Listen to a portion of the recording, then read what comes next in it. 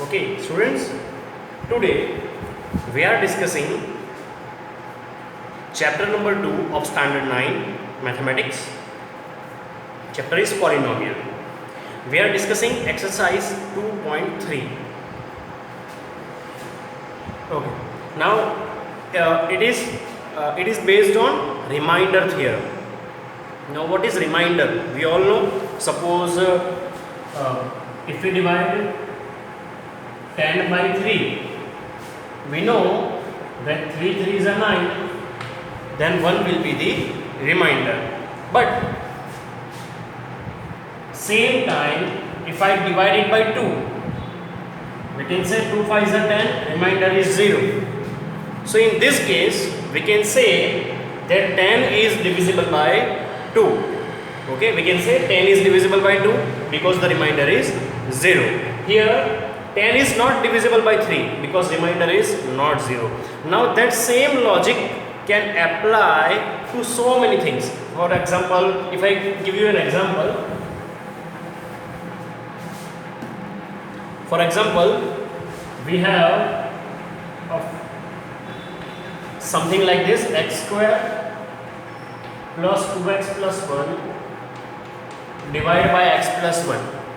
If we have this kind of equations, then we can easily say that x square plus 2x plus 1 is nothing but the square of x plus 1. Okay, we know if we do x plus 1 whole square, we know the formula for that. It is a square 2ab and b square. Okay, so instead of this, we can write this x plus 1 whole square. So instead of this, if we write x plus 1 whole square divided by x plus 1, we can write it like this. It has square, so we can write it like this: x plus 1 into x plus 1 divided by x plus 1. Okay, x plus 1 cut, so answer is x plus 1. Okay, that is the quotient. Okay, now by this way we can say that x plus 1 whole square is divisible by x plus 1, or if we can say x square plus 2x plus 1 is divisible by x plus 1. But by remainder theorem we can also prove the same. How? Let us do it.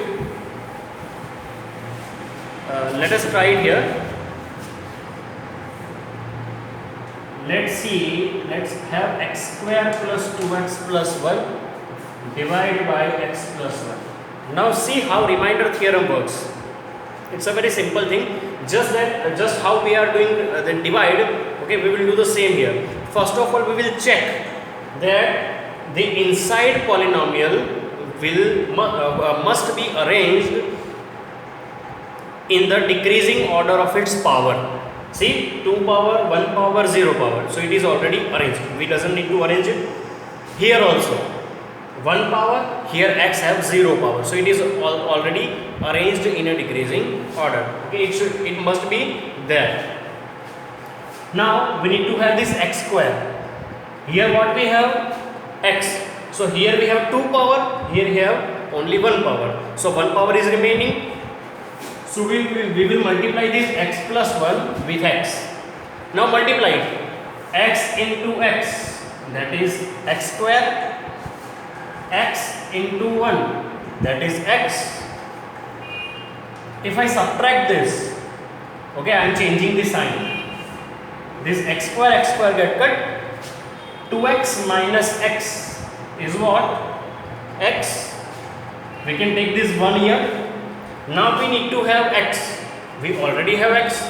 So we just have to multiply by 1 because it will never make any change when something multiply by 1. So if I multiply 1 with this, okay, it will be remain as it is, x plus 1. Now if I subtract this, x cut 1 cut 0.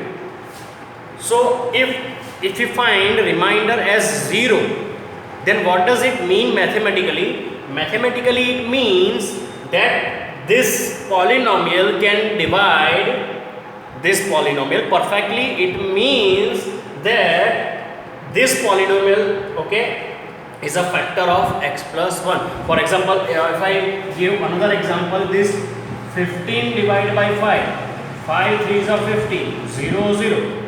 Okay, remainder becomes 0. What does it mean? It means 15 is a factor of 5. It is also a factor of 3. So we can say x square plus 2x plus 1 is a factor of x plus 1 and x plus 1 both. Okay, so that is how we can find out that something is factor of this or not. If remainder is 0, then this is the factor of these two things. If remainder is not 0, then this is not the factor of these two things. Okay, it's easy. Now, what if it is not the factor of these two? Okay, it's very easy to understand. It's not a rocket science. It's let's understand it by an example. Let's have an example. For example, if I do 16 divided by 3, we know that 5 3s are 15 and 1 will be the remainder. In this case, we can write 16 like this. We can write it like this: 3 into 5 plus 1. 3 5s are 15. 15 plus 1, 16. Okay. By the same way, if I write it symbolically, let's say here any number p. Okay, here we have any number p. Let's say the divider is q. Okay, here we have suppose s and the remainder is r. Then we will write p is equal to these two, q into s plus r. Okay, now if it is not a number, it is a polynomial. Now suppose the polynomial is in the form of x, the variable of polynomial is x, then we can write it like this: polynomial of x, p of x is equal to q of x, s of x plus r of x. Now this is the standard form of remainder theorem. Okay, any polynomial can be written in the form of this. Okay, now this is the divisor, this is the quotient, and this is the remainder. Okay, I think you can understand it well. In next lecture we will start the exercise. Okay, it is just a basic to understand the whole process. Okay, thank you.